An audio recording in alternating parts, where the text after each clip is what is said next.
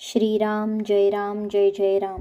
जयाचा जनी जन्म नामार्थ झाला, जयांनी सदा वास नामात केला. जयांचा मुखी सर्वदा नाम कीर्ती, नमस्कार त्या ब्रह्म चैतन्य मूर्ती. श्री महाराजांचा जन्म.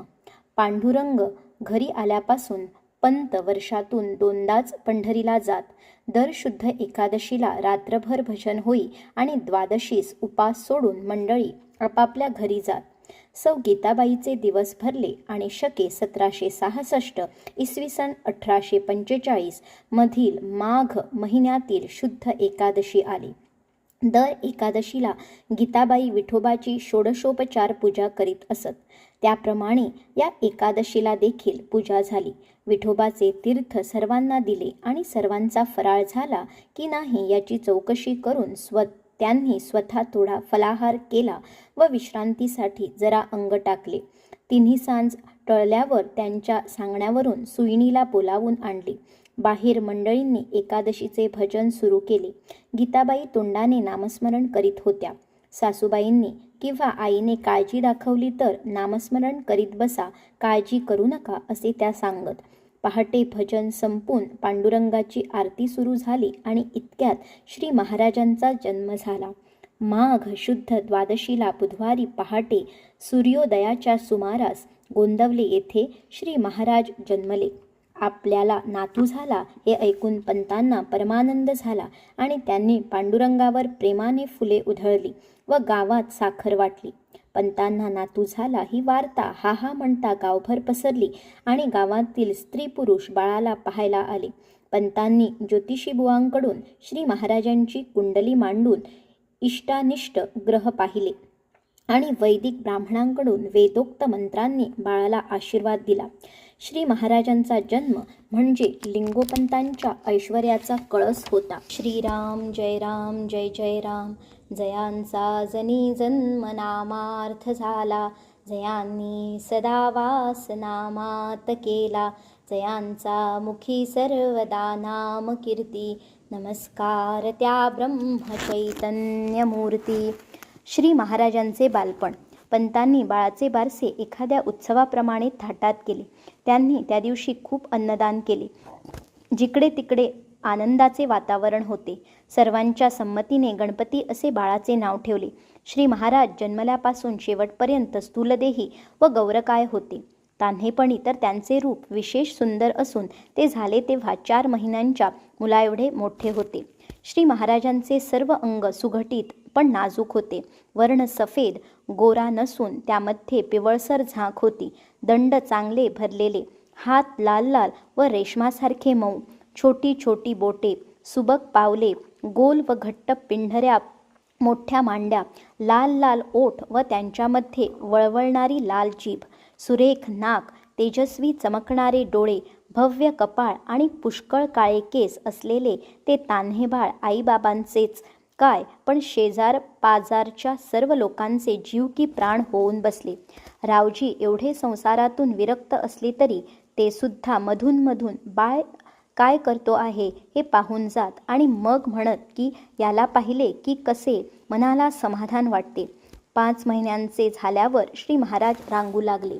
ते अति चपळ असल्याने त्यांना खाली ठेवायची सोयच नव्हती किंवा एखादी लहान वस्तू खाली ठेवणे शक्य नव्हते. त्यांना मोकळे ठेवले की ते भरभर देवांच्याकडे जाऊन त्या सर्वांना आपल्या आसनावरून खाली काढीत, नाहीतर सरळ गायीच्याकडे जात. पुष्कळ वेळा शेजारच्या बायका त्यांना घेऊन जात व आपल्या घरी त्यांच्याशी खेळत बसत. श्री महाराज घरी असले की त्यांच्या खोड्यांच्या भीतीने त्यांना सारखे कडेवर घेऊन फिरवावे लागे आणि ते सुद्धा आईनेच. आई बिचारी श्री महाराजांना कडेवर घेऊन तशीच आपली कामे करीत असायची. श्री महाराज 6-7 महिन्याचे होते त्यावेळची गोष्ट. एकदा असे झाले की गीताबाईंना उठायला जरा उशीर झाला. रावजी स्नान करून आले होते आणि त्यांच्या संध्येची व पूजेची तयारी करून द्यायची होती. श्री महाराजांना कडेवर घेऊन चटचट काम उरकता येईना म्हणून त्या म्हणाल्या, तुला सारखा कडेवर घेऊन मी कामे कशी रे करू, जरा बस खाली. असे बोलून त्यांनी श्री महाराजांना खाली ठेवले व आपण कामाला लागल्या. श्री महाराजांनी लगेच जो पसरला तो काही केले तरी बंद करीनात. आईने ओरडून प्रेमाने जवळ घेऊन खाऊ दाखवून रडणे थांबवण्याचा पुष्कळ प्रयत्न केला, परंतु श्री महाराज आणखी जोरानेच ओरडू लागले. हा सर्व गोंधळ ऐकून पंत आत आले आणि त्यांनी देखील बाळाची समजूत घालण्याचा पुष्कळ प्रयत्न करून पाहिला. तरी जेव्हा रडणे थांबेना तेव्हा पंत मंदिरात गेले. त्यांनी तेथील अंगारा घेतला, पांडुरंगाची प्रार्थना केली आणि तो अंगारा श्री महाराजांच्या कपाळाला लावला. तो लावता लावता पंत सहज बोलले, बाळा, तुला आईचा सहवास नेहमी पाहिजे काय? हे शब्द बोलण्याचा अवकाश की श्री महाराज गप्प झाले. नुसते गप्प बसले नाहीत तर एकदम हसले. त्या दिवसापासून त्यांना कडेवर घेऊन जेवढे काम उरकता येईल तेवढेच काम गीताबाई करीत. श्री महाराजांना भजनाची फार आवड होती. घरात रात्रीचे भजन सुरू झाले की तिकडे घेऊन जाण्यासाठी ते रडत असत. बरेच दिवस घरामध्ये लहान मूल नसल्यामुळे आजीला नातवाचा फार लळा लागला.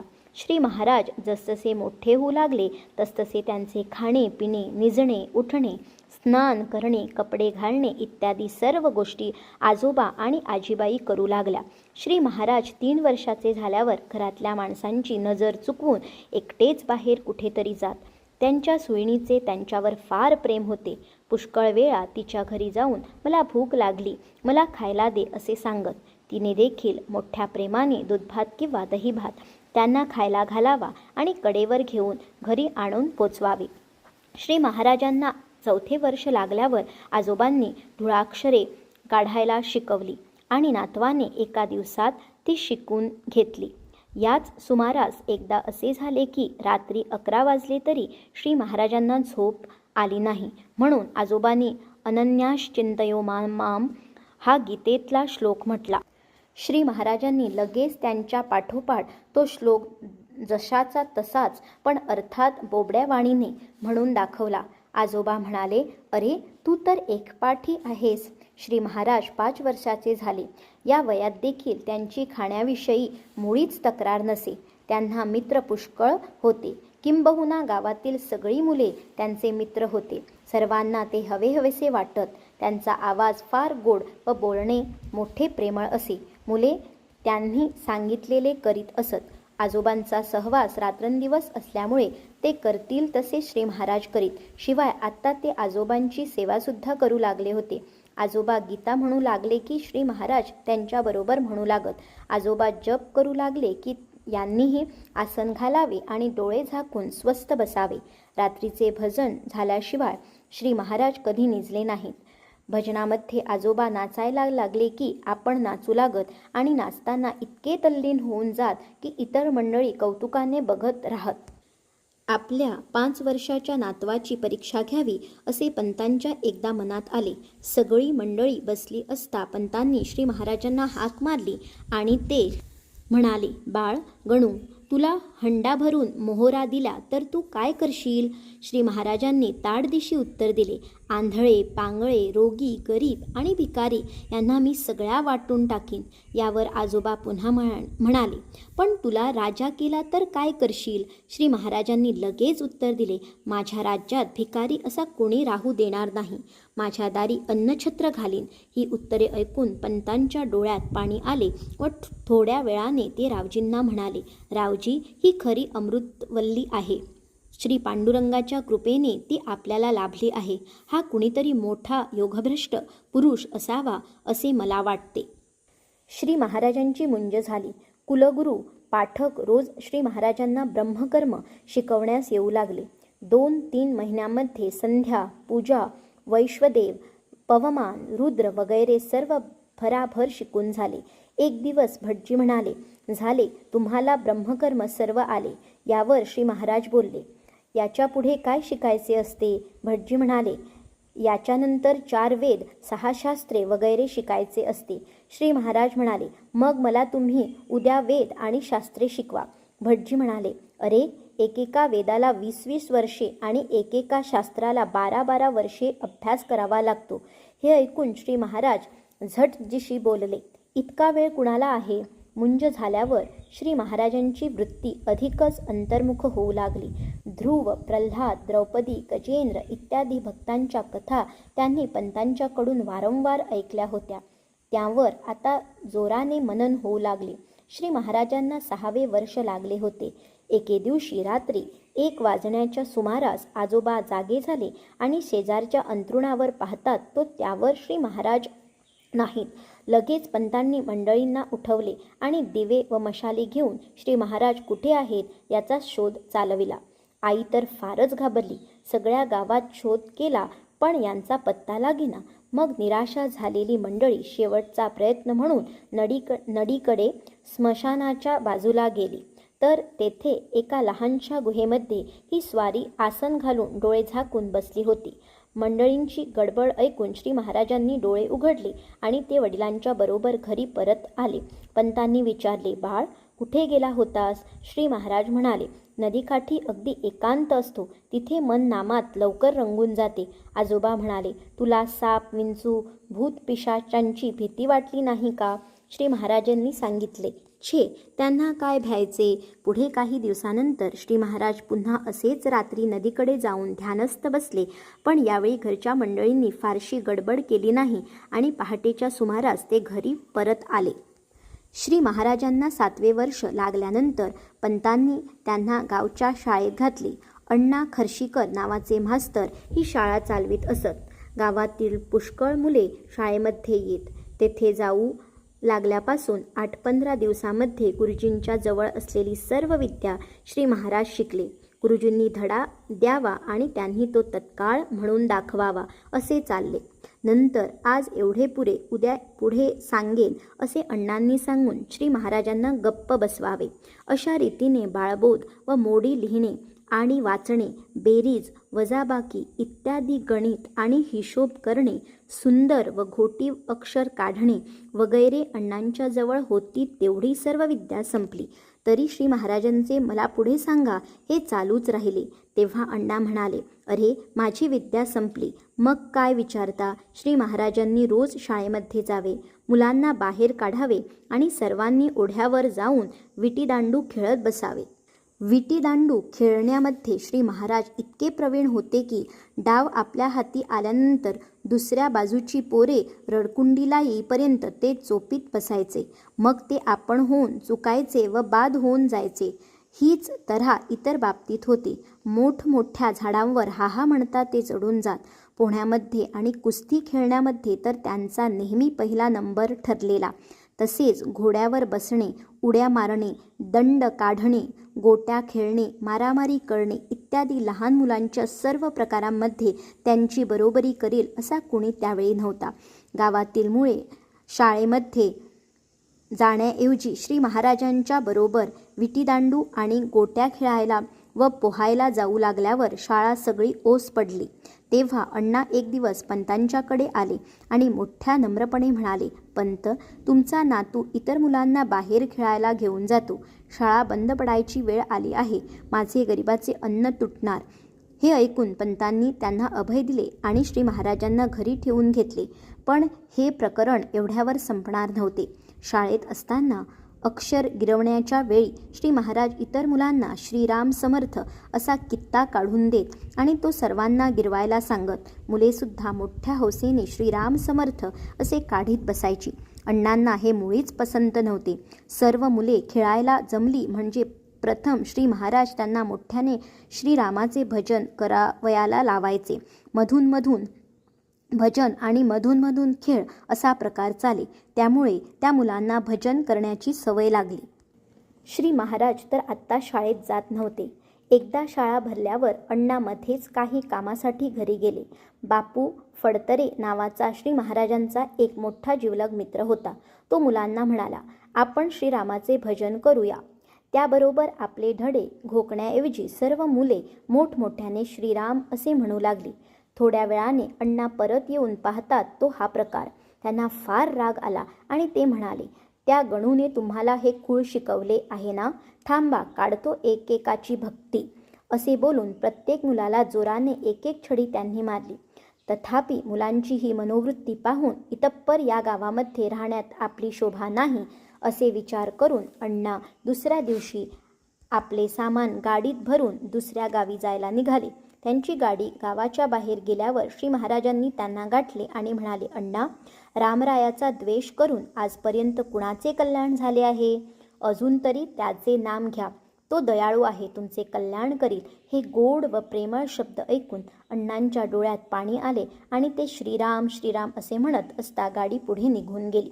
श्री महाराजांची शाळा सुटली तरी इतर उपद्व्याप मुळीच सुटले नव्हते. सगळी मुले श्री महाराजांना गणूबुवा म्हणत. त्यांना आपापल्या घरी चैन पडत नसे. उठल्या सुटल्या श्री महाराज असतील तिकडे जावे. मग सर्वांनी आज कुणाच्या मळ्यातला ऊस तोडला, कुणाच्या झाडावरची डाळिंबे नाहीशी केली, कुणाच्या शेळ्या पाळवल्या, कुणाच्या भाजीची नासाडी केली, अशा अनेक तक्रारी संध्याकाळी पंतांच्याकडे यायच्या. पंतांनी त्यांना प्रेमाने जवळ घेऊन सांगावे, बाळ, आपल्या कुळाचे नाव राहील असे वागावे. त्यावर त्यांनी म्हणावे, आजोबा, तुम्ही स्वस्थ राहा. माझ्यामुळे कुळाला कधीही कमीपणा येणार नाही.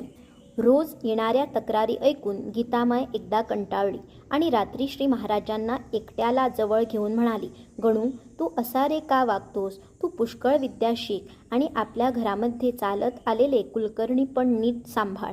एवढे माझे ऐक. श्री महाराज तेवढ्याच प्रेमळपणे बोलले, आई, मी फक्त तुलाच सांगतो, मला सगळे काही येते. तू अगदी काळजी करू नकोस. आपली वृत्ती आणि आपले वतन मी अगदी नीट सांभाळेन.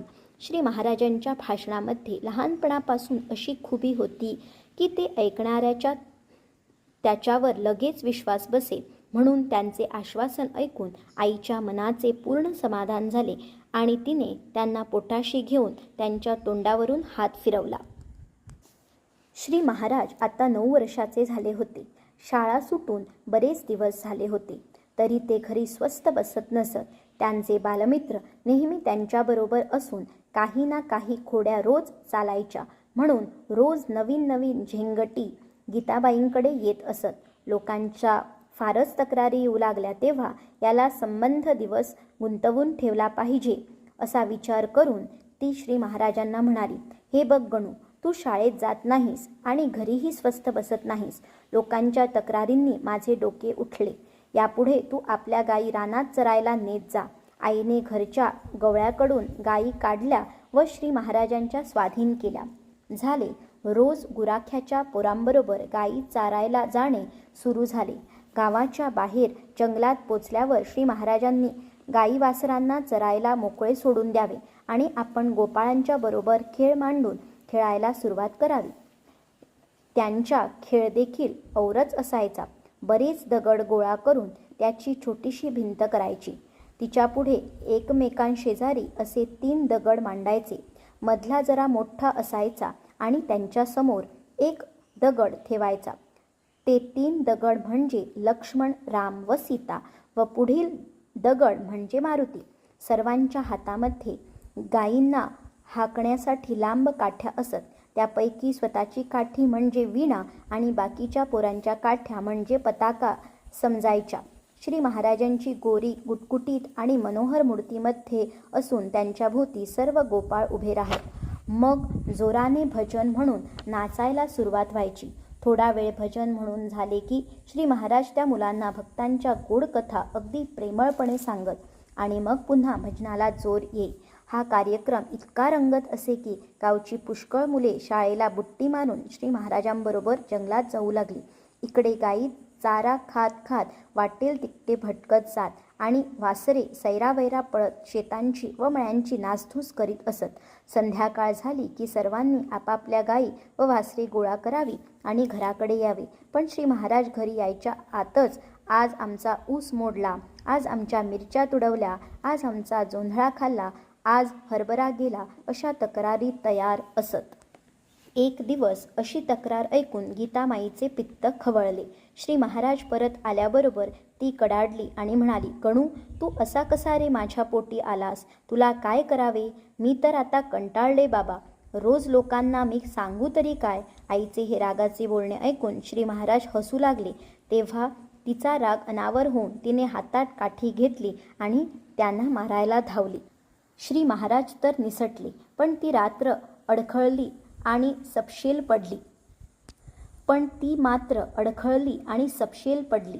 त्याबरोबर श्री महाराजांच्या डोळ्यांना पाणी आले आणि त्यांनी आपण स्वतः येऊन आईला उठवले. मुलाच्या डोळ्यातली अश्रुधारा पाहून गीतामाईचा राग एकदम नाहीसा झाला आणि ती म्हणाली, बाळगणू, तू चांगला वागलास तर मी देवाला रामनामाची लाखोली वाहीन. श्री महाराज बोलले, आई, तू पाहाच आता, मी अगदी चांगला वागेन. माझ्या तक्रारी तुझ्यापर्यंत येऊच देणार नाही, पण तू नामाची लाखोली मात्र खरीच वाहिली पाहिजेस. याच दिवसामध्ये श्री महाराजांच्या वृत्तीमध्ये फार फरक पडू लागला होता. रोज पहाटे नदीवर स्नानाला गेले की 2-2 तास तेथेच ध्यानस्थ बसत. एकादशीच्या दिवशी देवाची पूजा करून डोळे झाकून बसले म्हणजे तासचे तास निघून जात आणि आईने हलवून उठवावे लागे. सामान्य लोक श्री महाराजांच्या खोड्या तेवढ्या बघत, परंतु आतमध्ये असलेला नामाच्या अनुसंधानाची कल्पना त्यांना कशी येणार?